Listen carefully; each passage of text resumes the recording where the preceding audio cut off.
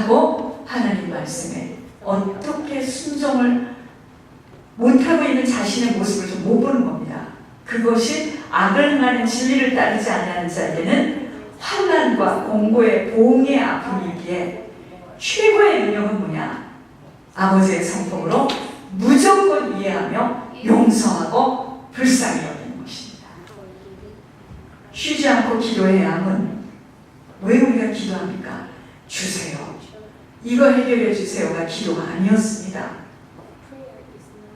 바로 용서할 수 없는 내 안에 그 묶임을 찾아내는 것이 기도예요. 죄를 찾아내는 겁니다. 그래서 이 죄가 잘려져야지 다른 사람을 섬길 수가 있거든요. 그게 사랑이에요. 뜨겁게 사랑해야 하기 때문에 쉬지 않고 기도해야 됩니다. 사랑은 허다한 죄를 덮기 때문이에요. 여러분, 사랑을 받는 자는요, 사랑의 유력을 압니다. 그렇죠? 사랑을 받지 못하는 자는 사랑을 할 줄도 모르고요, 받을 줄도 몰라요. 그런 자들은 비방하며 판단 정죄할 수밖에 없기에 믿음의 사람으로서 우리를 이해할 수 없는 자리로 끊임없이 우리를 끌고 갈 때, 그게 고난인데, 고난을 받게 될 때 주님을 바라보며 참고 견디며 주님과 같은 마음으로 빨리 대처할 수 있으니 능력이요. 이것이 영역입니다. 모든 은혜의 하나님 곧 그리스도 안에서 너희를 부르사 자기의 영원한 영광에 들어가게 하시니까 잠깐 고난을 당한 너희를 친히 온전하게 하시며 굳게 하시며 강하게 하시며 터를 견고하게 하시리라. 여러분, 우리들이 가는 천국길은요, 날마다 성화되지 못하면 갈 수 없어요. 이 길은 굉장히 좁은 길이었습니다. 그래서 성화되게 하기 위해서 우리를 훈련하는 것이 고난. 그래서 고난은 필수예요. 천국길은 고난은 필수입니다. 고난을 통해서 온전해져요. 단단해져요. 강건케 되어지며 반석으로 자리 잡게 되는. 왜요? 아무것도 바랄 게 없는 거예요. 주님 한 분만을 붙들게 되기 때문이에요. 고난이라는 훈련을 통과하는 만큼 한 걸음 한 걸음 주님 앞으로 서게 되는 것입니다. 그래서요, 고난이 갖다주는 열매가 뭔지 아세요? 겸손입니다. 겸손은 이렇게 무릎을 꿇고 인사하는 게 겸손이 아니에요. 고난이 가져다주는 열매는 겸손입니다. 우리를 다루시고 고난이라는 통로를 겪게 하심은 하나님의 성품으로 빚어가게 하시려는 겸손의 고지로 지금 끌고 가시는 거예요. 고난을 통해 다른 사람을 이해할 수 있어 주님의 성품인 용서까지 이룰 수 있는 것입니다. 여러분, 용서만이 가장 큰 영역입니다. 이게 가장 힘이에요. 그런데 정욕 때문에 세상에서 썩어질 것을 피하여 아버지의 그 신성한 성품에 이르는 장성케 하시려는 의도가 우리를 자꾸만 이 육신이 원하는 썩어져가는 세상 것으로 딸려가는 우리를 자꾸만 끌고 이쪽으로 왜 그러죠? 하나님께서 주님의 나라에 맞는 시민권자로서의 거기에 맞는 성품으로 자라도록 우리를 끌고 가시는 거예요. 그게 고난이에요. 이 훈련을 통하여 열매를 얻게 됩니다. 여러분, 고난을 통해서 사랑이라는 열매를 얻게 됩니다. 여러분, 다른 사람을 섬기는 것도 겸손해야지 섬기죠. 못 섬깁니다. 그래서 사랑이라는 이 열매는, 이 열매가 주렁주렁 달린 사람마다 천국의 상급으로 쌓여지게 되는데, 이 사람은 고난이라는 훈련을 통과한 자가 겸손의 과정을 통해서 맺어진 수확물입니다. 사람은 용서함이 없이는 할 수가 없어요. 다 포장입니다. 용서받은 자가 용서할 수 있으며 용서받은 만큼 죄를 깊이 체험하게 되어 주님의 사랑을 할 수 있는 단계까지 간다는 거예요. 다시 말하면 내가 지옥 갈 수밖에 없는 사람이니 절실하게 깨달아지면요, 그 어떤 사람도 나오다는 않습니다. 자신의 죄가 보여지지 못한 만큼은 다른 사람을 판단할 수밖에 없고, 그 판단은 용서할 수 없는 지경으로 하나님 자리에 앉게 되는 겁니다. 여러분, 하나님이 우리를 부르시고요, 우리를 너는 내 것이라고 인을 치시면서 택하신 것은요, 우리가 이 세상에 살면서 어떠한 일에도 흔들리지 않고 어떤 순간에도 견고해질 수 있음은 하나님 우리가 견고해지기를 원합니다. 그것이 실족하지 않기를 원하는 거예요. 자, 그런데 실족하지 않아야지 주님 나라에 넉넉히 들어갈 거 아니겠습니까? 여러분 생각해 보세요. 우리가 육신으로 살고 있는 동안에는 우리는 육신이라는 것으로 이미 사단에게 다 공개되었잖아요. 사단은 우리를 봅니다. 우리의 연약함을 다 봐요. 우리의 가문의 영적인 그 조상이 지은 죄에 대한 보응으로 내려와 있는 죄의 자리도 다 알아요. 우리는 안 보이잖아요. 그러니까 우리는 굉장히 불리한 상태죠. 우리는 안 보여요. 목사님 어디가 여기가 악한 영이 있다는 거예요. 깨끗한데 안 보입니다. 다 들어와 있죠. 곳곳에 다 들어와 있죠. 그런데 우리가 어떻게 이 세상에 살면서 천국을 가는데 편안하게 갈 수 있겠습니까? 하나님이 나를 인정해서 주님의 눈동자 속에 들어가 내가 하나님의 보호하심 속에서 완전히 내가 그렇게 끌려가지 않는 한 실족할 수밖에 없어요. 그래서 많은 사람들이 예수를 믿다가 사람 때문에, 교회 때문에, 주의종 때문에 실족을 하게 되면 천국까지도 놓아버려요. 내 저놈 때문에 예수 못 믿겠다. 아이, 그놈은 그렇게 생겼으니 예수를 꼭 믿어야 되고, 당신은 그렇기 때문에 또 예수를 믿어야 되는데, 아이, 더러워서 내가 못 믿겠다고. 여러분, 이런 사람들이 상당히 많습니다.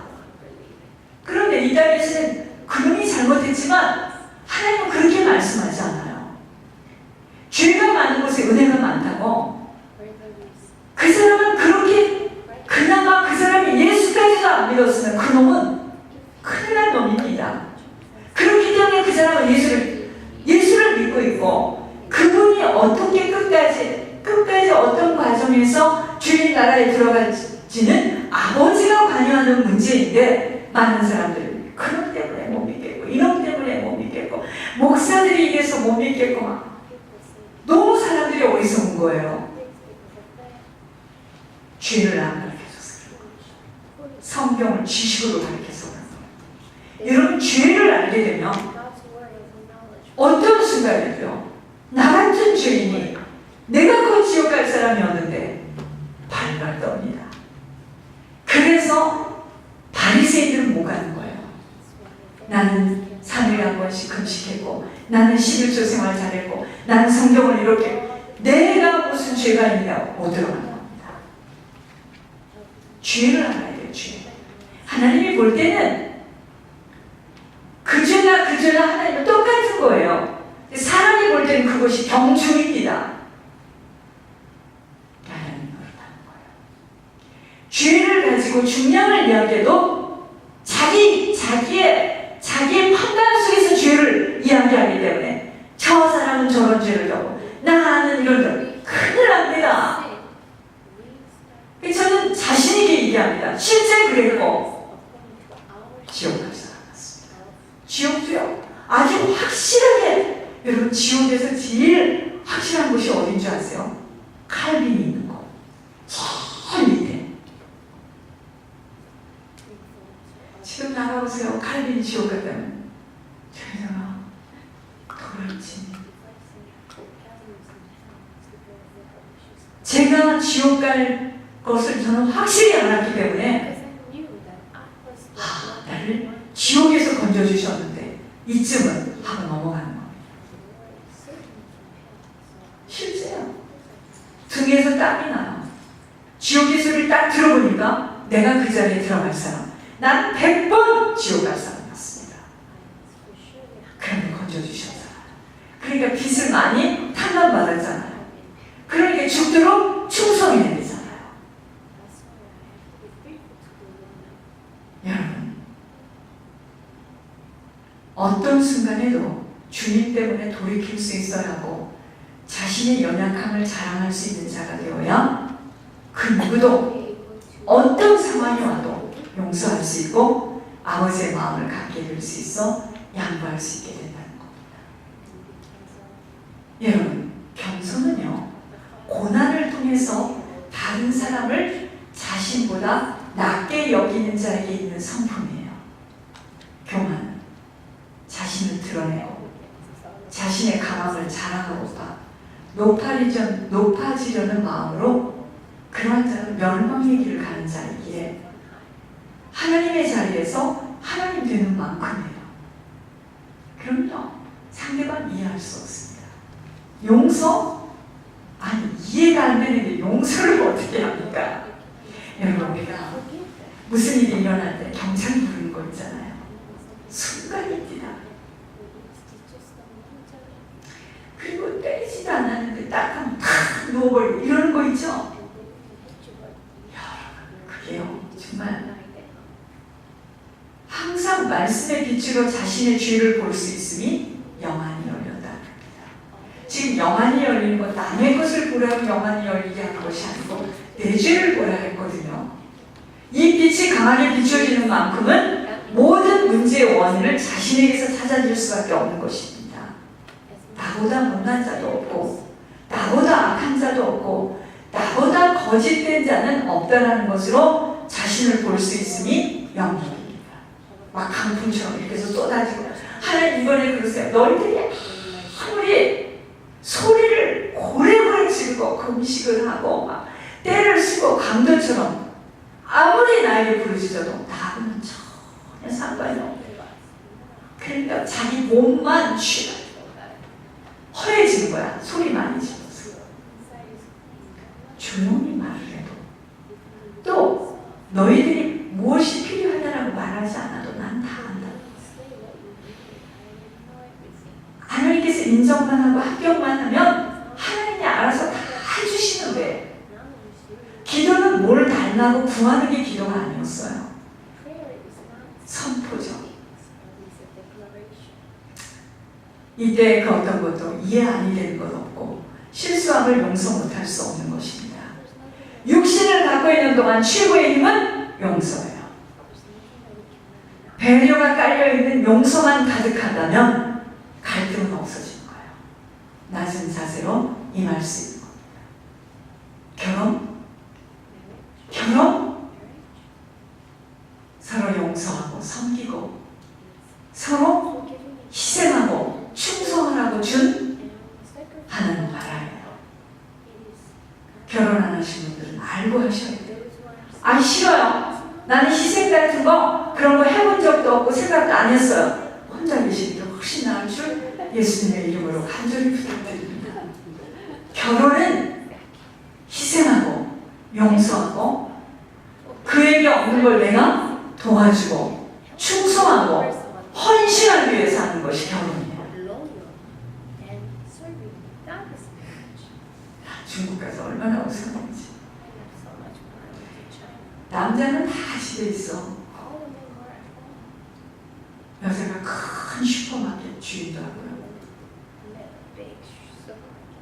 그러니까 남자는요, 아주 그런 사상이 배어있더구만. 애를 키우고 참 중국 참. 남자가 키우든 여자가 키우든 같이 하는 거예요. 같이 도우면서.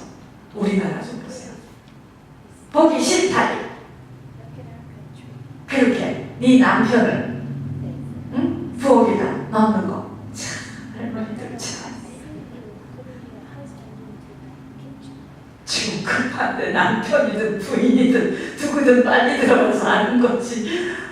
그게 다 유교 사상입니다. 어머니들이시여. 그러니까 아들을 준 어머니들은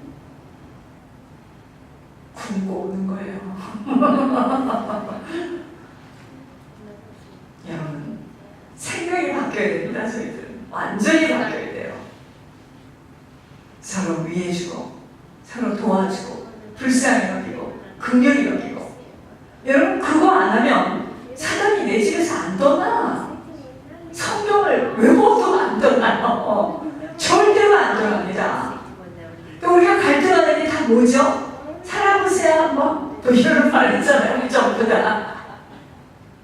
어쩌란 말이겠습니까? 희생하고 헌신하고 충성하고. 저 같은 사람하고도 사는 사람도 있어요. 그러니까 힘을 내시고 잘 사시기 바랍니다. 여러분 광야길에서는 오직 한 가지예요. 불쌍히 여겨야 됩니다.